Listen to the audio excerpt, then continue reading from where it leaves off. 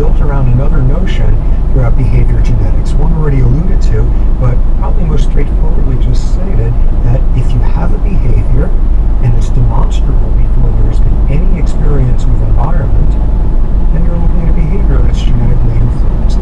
If there's no environment, forget about it. These two individuals have the same environment or different or partially. If there's a behavior that occurs in the absence of environment, you got nothing to blame it on except genes.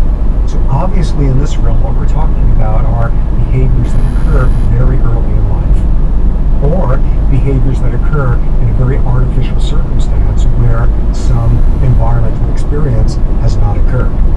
Okay, so in that approach, behavior genetics has come up with some interesting examples. In the animal realm, for example, there are these studies where rhesus monkeys have been raised in social isolation.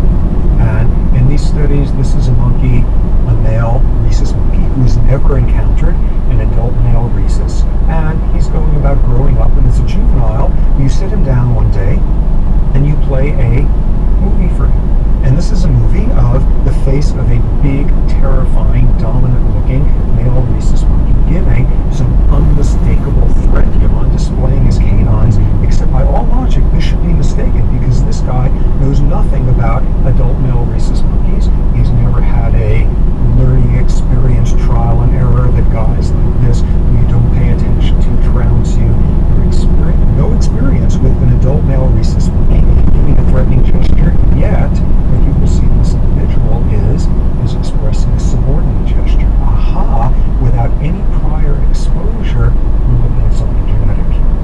Okay, another example of that. You take some laboratory rat, and lab rats these days are the descendants of scores and scores and hundreds of generations of lab rats. In other words, it has been lots of generations since the ancestor of this rat was out in the real world dealing with real world scary things.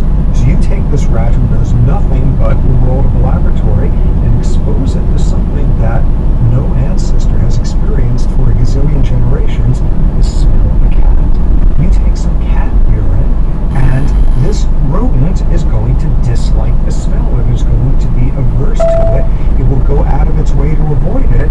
No learning, no environmental exposure.